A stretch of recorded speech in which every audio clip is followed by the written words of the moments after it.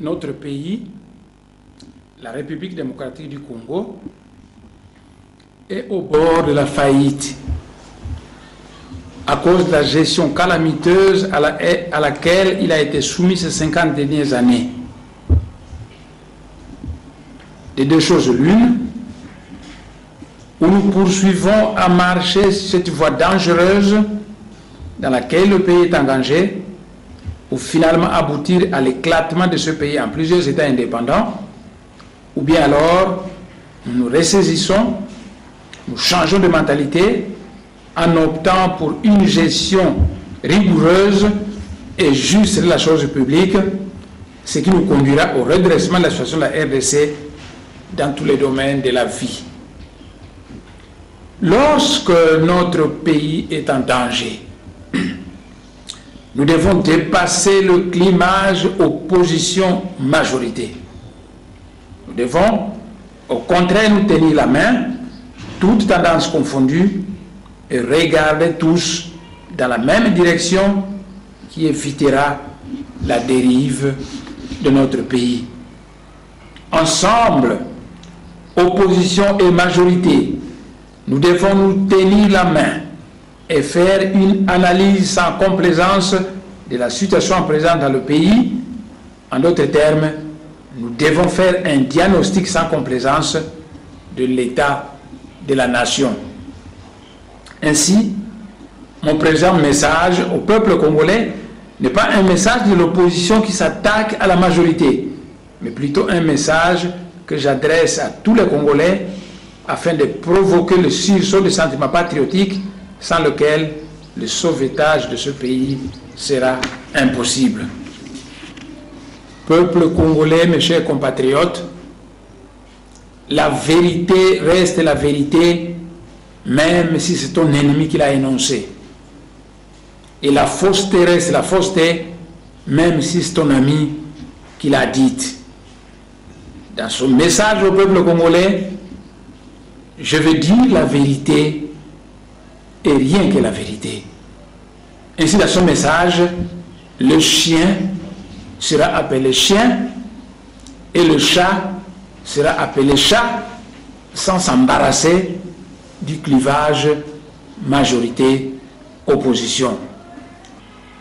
Je dirai la vérité et rien que la vérité, car disait le grand maître Jésus, vous connaîtrez la vérité et la vérité vous affranchira, car la vérité libère.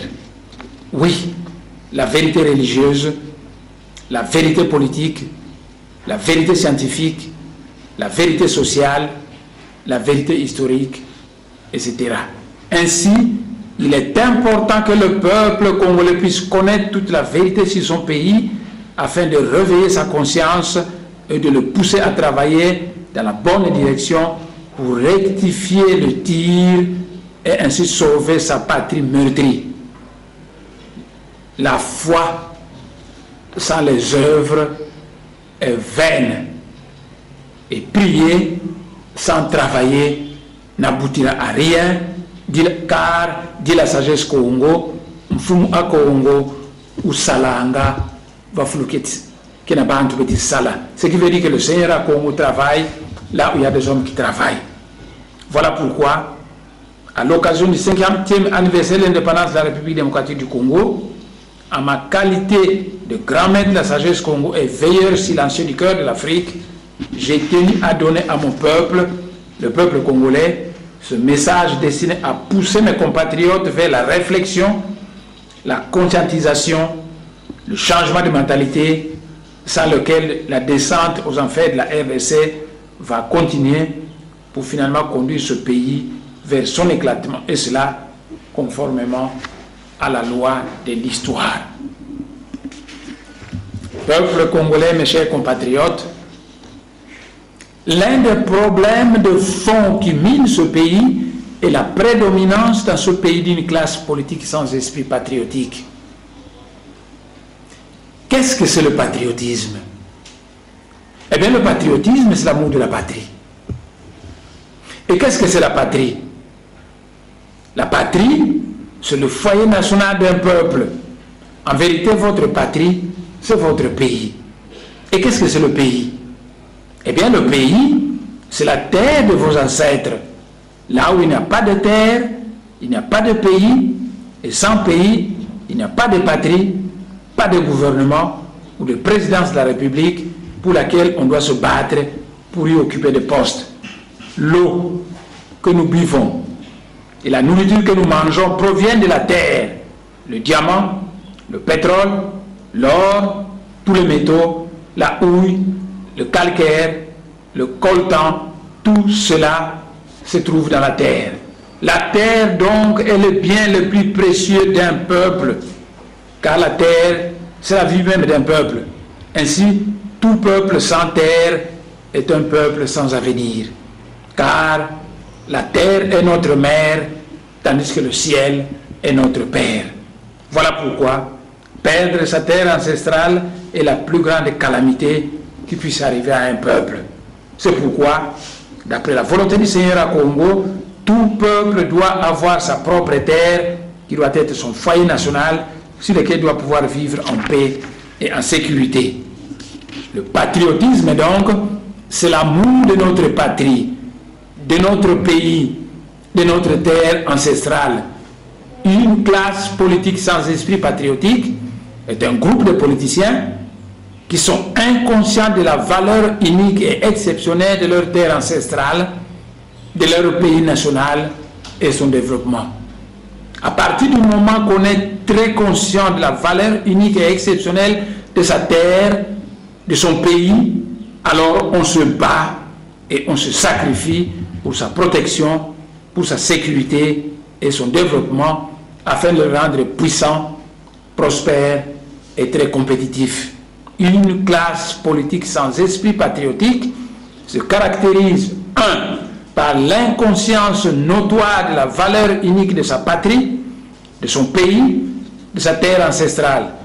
Ainsi, des dirigeants sans esprit patriotique trouvent normal d'arracher la terre aux ayants droit coutumiers et de la livrer aux étrangers au détriment des autochtones. Une classe politique sans esprit patriotique se caractérise par l'inconscience notoire de savoir que nous vivons dans un monde en compétition perpétuelle. Ainsi, toute communauté ou tout pays qui ne fera pas des efforts pour se rendre puissant et prospère court le risque de se faire dominer par des vautours sans scrupules, dotés de science sans conscience. Une classe politique sans esprit patriotique se compose des dirigeants qui pillent leur pays, détournent l'argent du trésor public, vont investir à l'étranger et garnir leurs coffres dans les banques étrangères. C'est donc l'économie des pays étrangers qui profite de tout cet argent qui a été détourné du circuit économique national.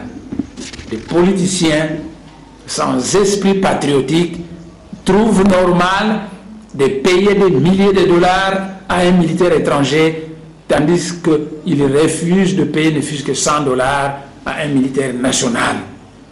Les autorités sans esprit patriotique ont la gâchette facile pour massacrer leurs compatriotes.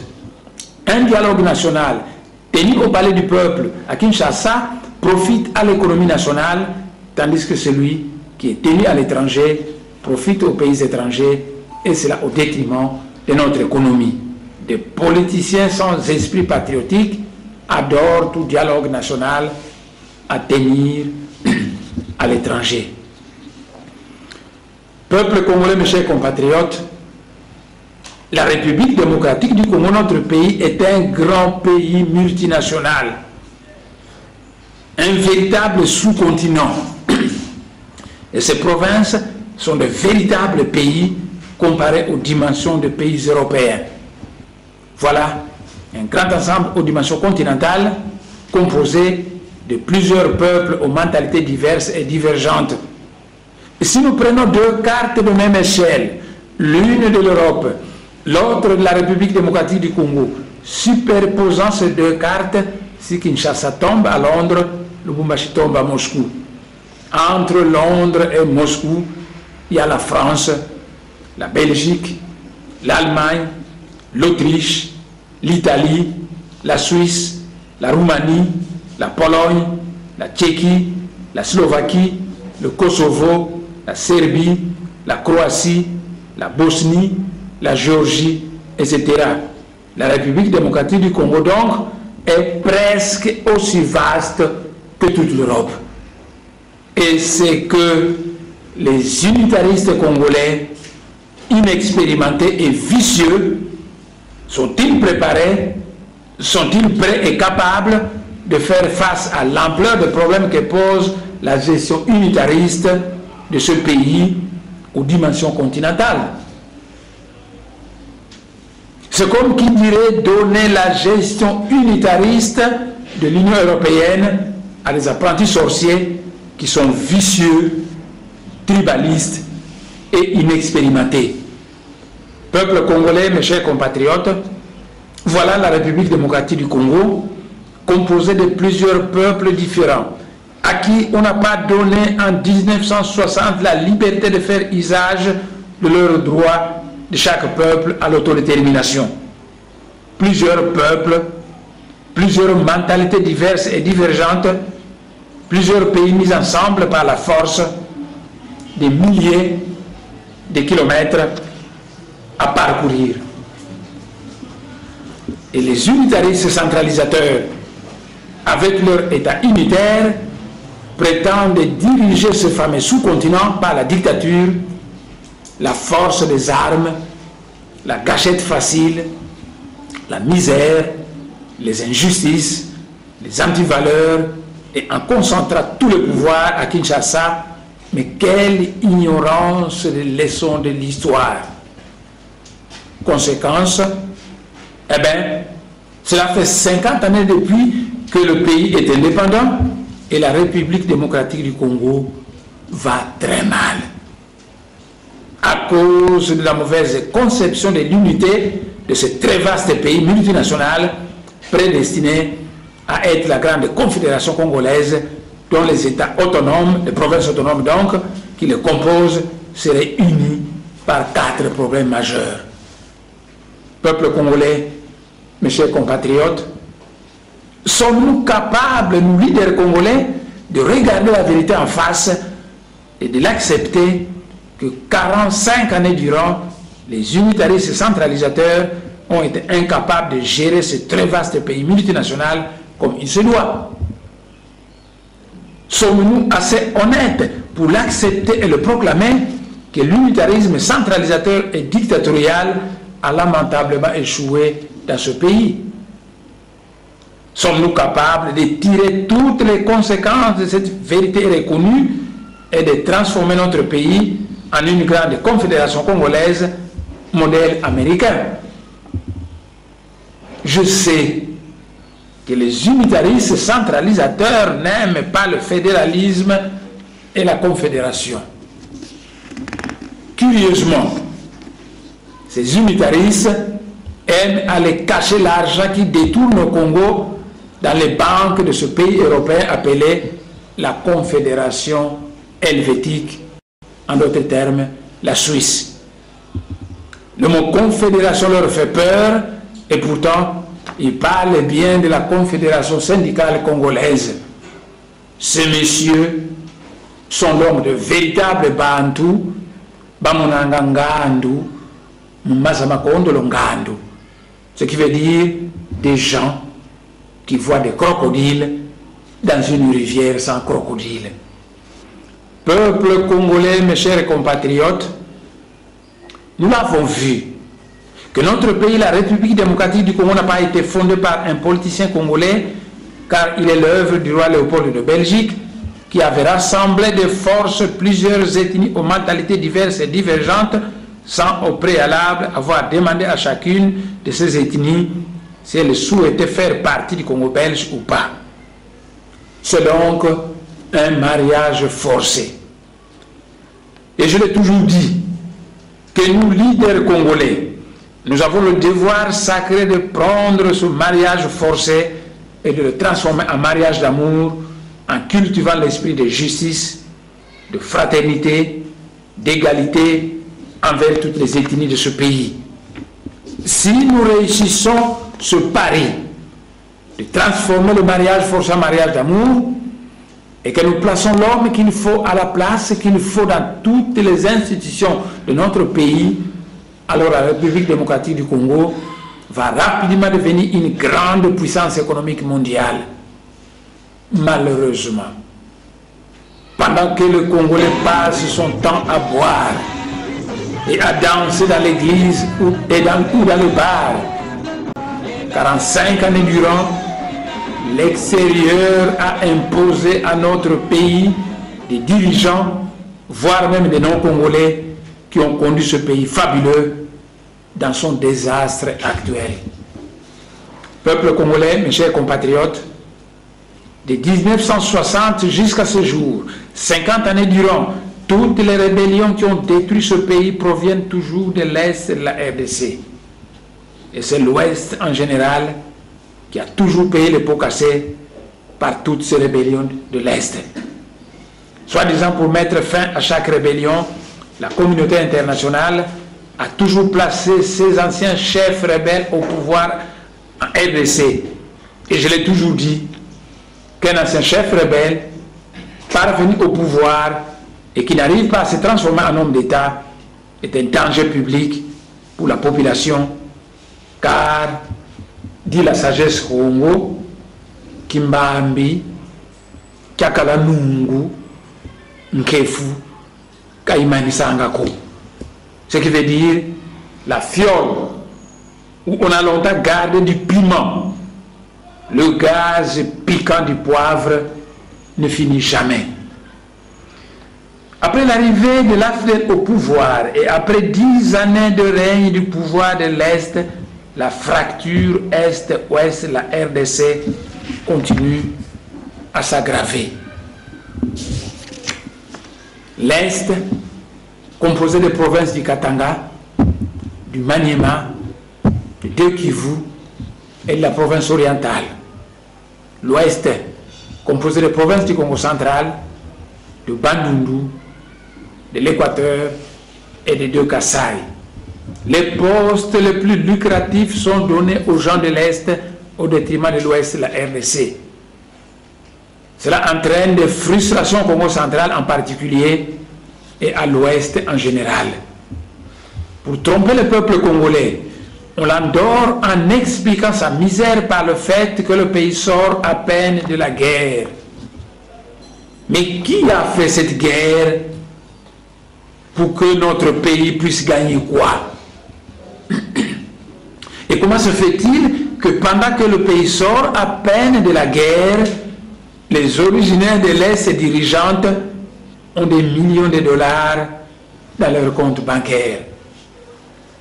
Peuple congolais, mes chers compatriotes, l'histoire nous apprend que dans tout pays multinational où l'on privilégie certaines ethnies au détriment des autres, la cohésion nationale a toujours été fragilisée, facilitant ainsi le sentiment de répulsion de l'autre et l'envie de se séparer de lui. Ce qui conduit souvent à la destruction de l'unité du pays et à la séparation définitive par des proclamations d'indépendance unilatérales. Voir le cas de la Yougoslavie avec le Kosovo, la Bosnie, la Croatie, l'Irlande du Nord et l'Angleterre, la Flandre et la Wallonie, le Groenland et le Danemark, le Kurdistan et la Turquie, l'Ossétie du Sud et l'Abkhazie en Géorgie, la Tchéquie et la Slovaquie. C'est pourquoi, dit la sagesse Congo, Wakuelanganda,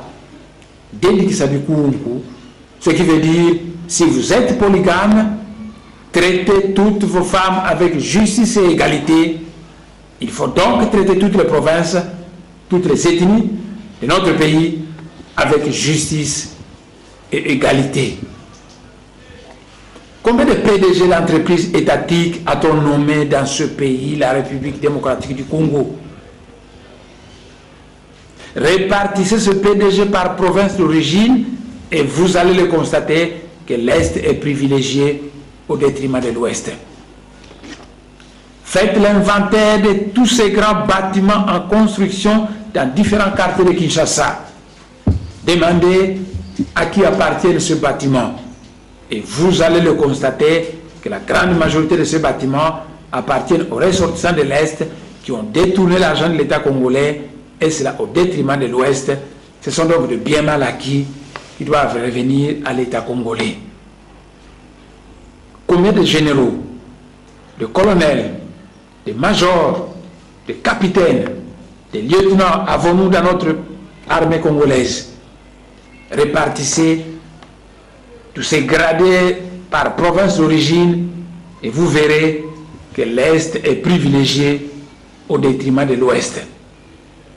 Pire encore, beaucoup de gradés de l'Ouest et diplômés des écoles militaires de l'Occident sont exclus au profit de gens sans formation militaire sérieuse.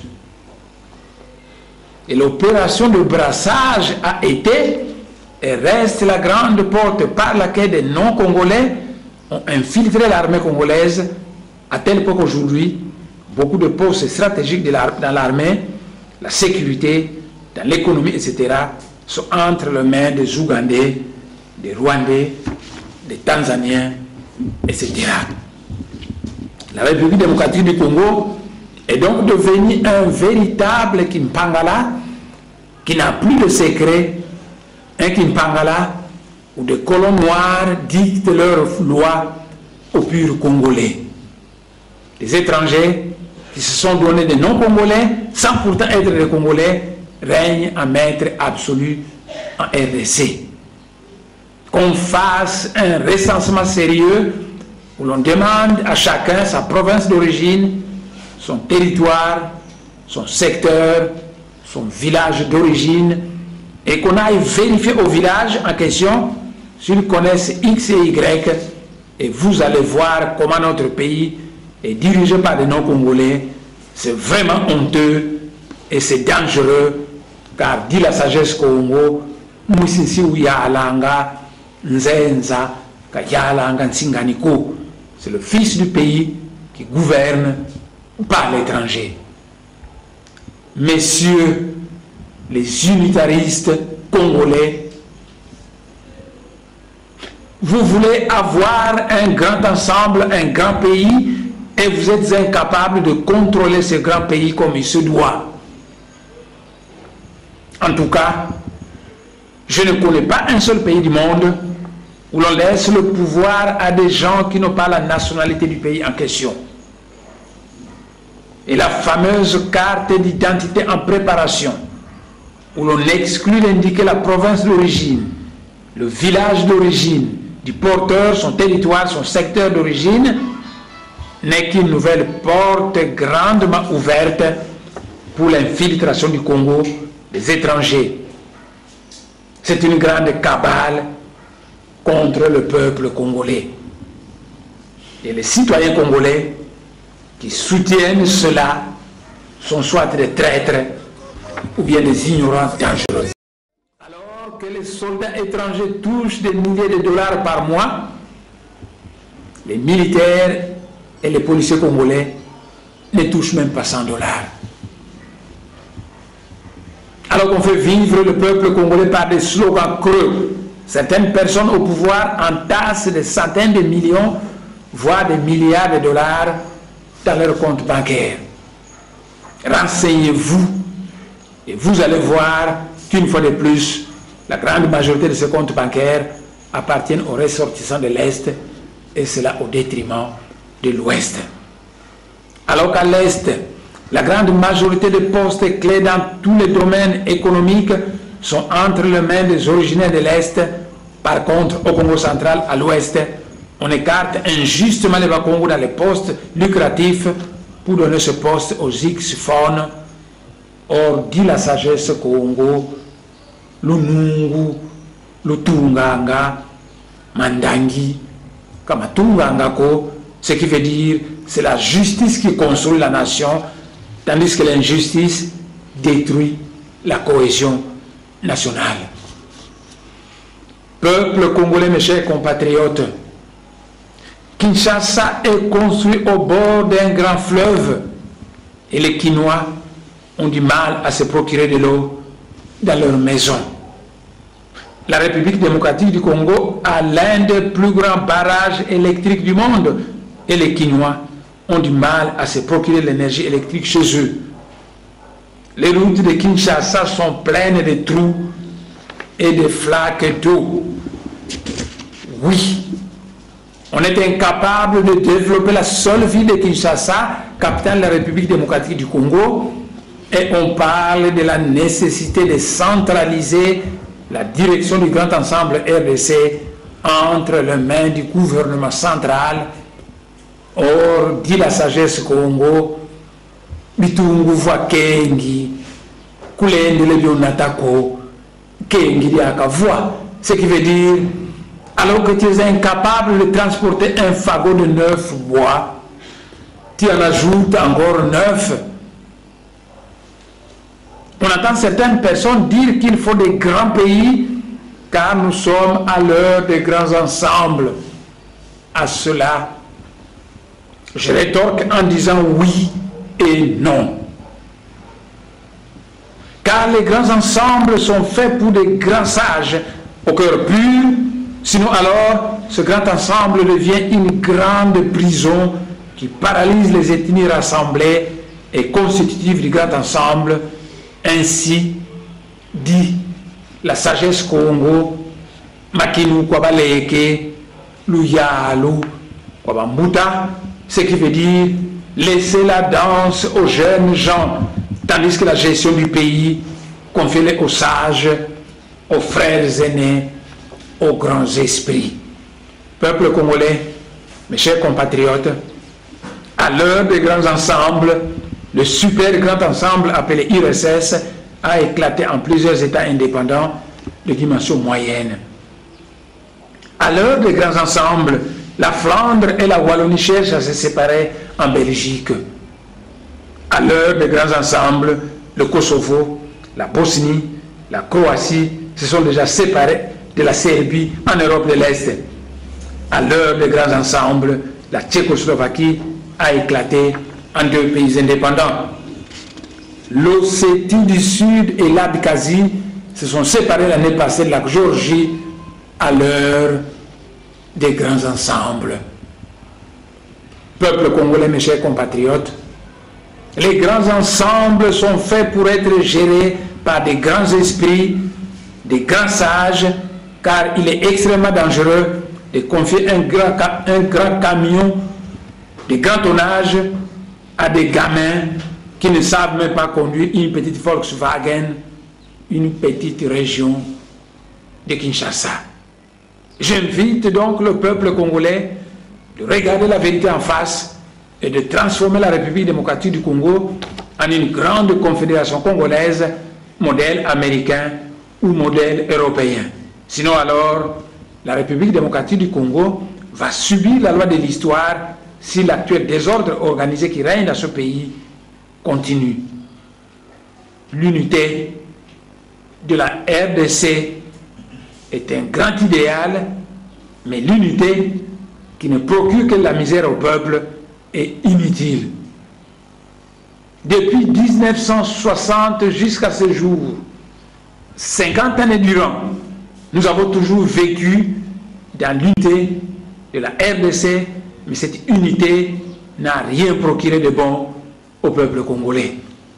À quoi bon se battre pour assurer l'unité de la RDC si après avoir assuré cette unité, on laisse le pays sous la direction des étrangers, donc des gens qui n'ont pas la nationalité congolaise, des gens qui pillent les richesses de la RDC et massacrent son peuple, des gens qui sont là pour brader et vendre la terre du Congo aux étrangers, des gens qui ont la gâchette facile pour massacrer des citoyens congolais.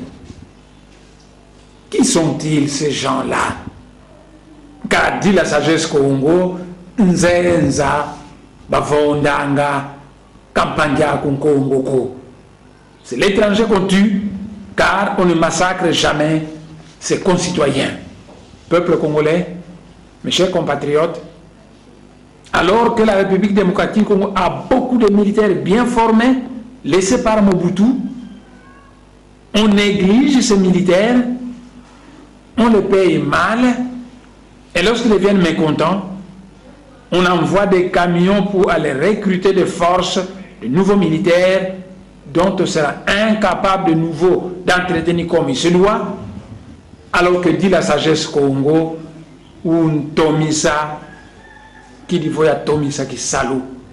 Ce qui veut dire, place-moi dans les meilleures conditions de vie et de travail, afin que je puisse améliorer la qualité de mon travail. Ou Tomisa, par la formation et le recyclage continu. Ou Tomisa, par un salaire correct et encourageant, car le bénévolat ne paye pas.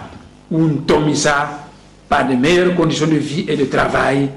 Ou Tomisa, qui dit voya Tomisa qui salue, dit la sagesse Congo. Peuple congolais, mes chers compatriotes, aux années 60, la communauté internationale justifiait les difficultés de notre pays par le manque de cadres formés. Aujourd'hui, nous avons des milliers de cadres bien formés dans tous les domaines. Des drôles de cadres qui, lorsqu'ils travaillent à l'étranger, ils sont de véritables savants qui sont très appréciés de tous.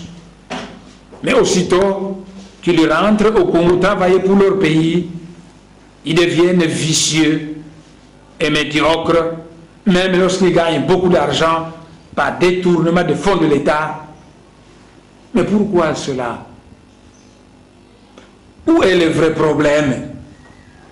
Eh bien, le vrai problème est un problème de tête, de locomotive, de guide, de chef.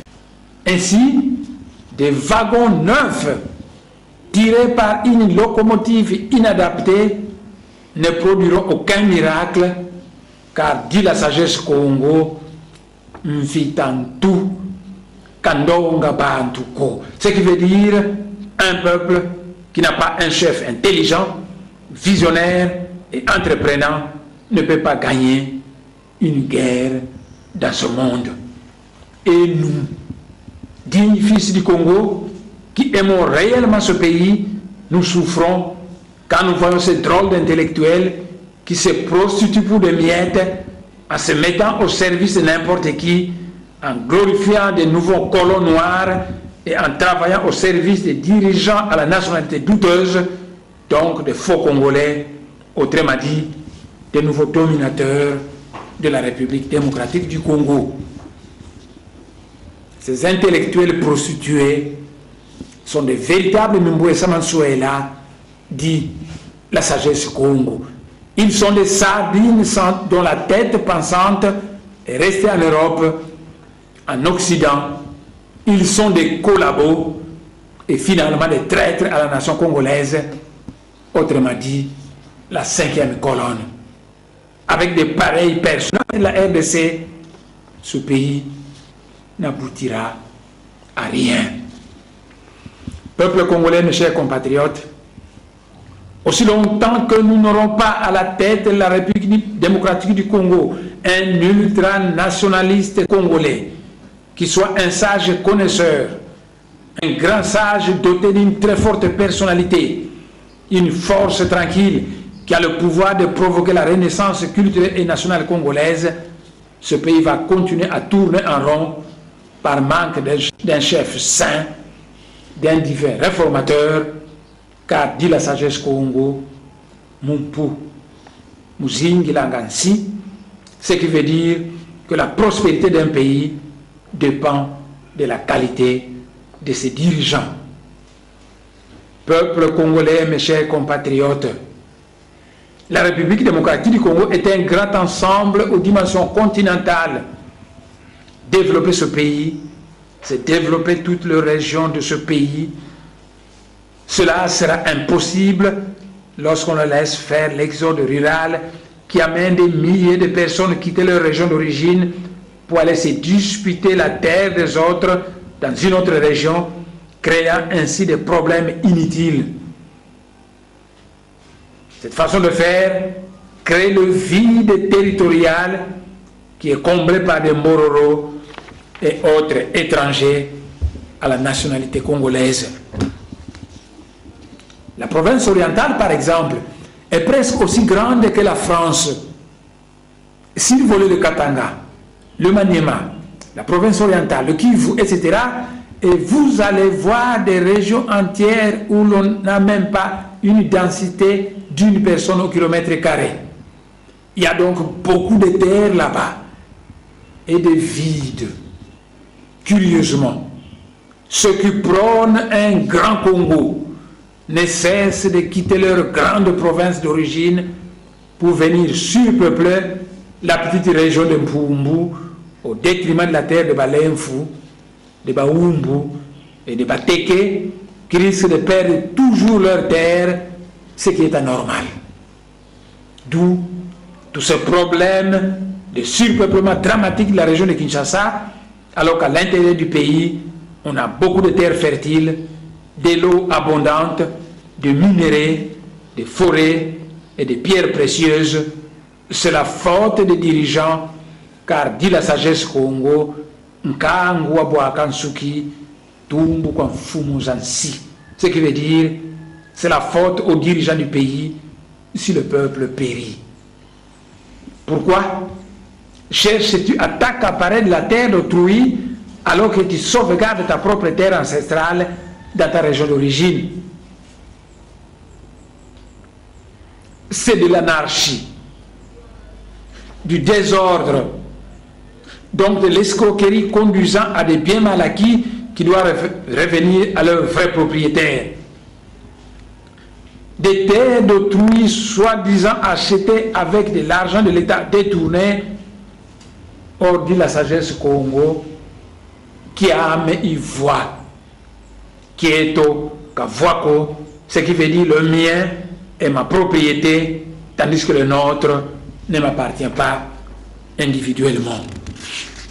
Peuple congolais, mes chers compatriotes, 50 années d'indépendance, des unitaristes au pouvoir ont été incapables de construire un palais présidentiel à Kinshasa.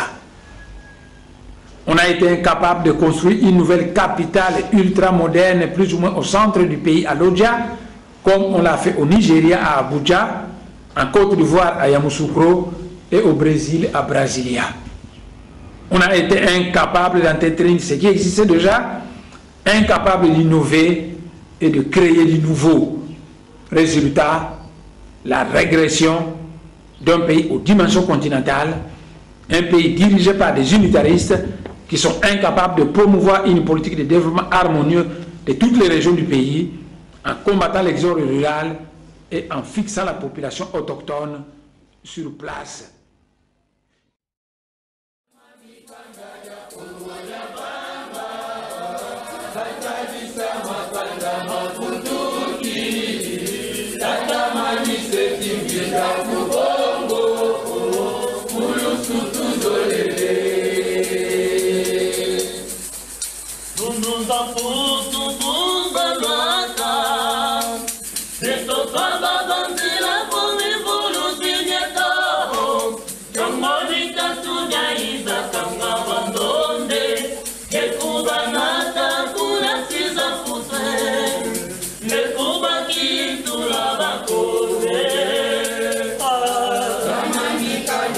Congo ya Banga.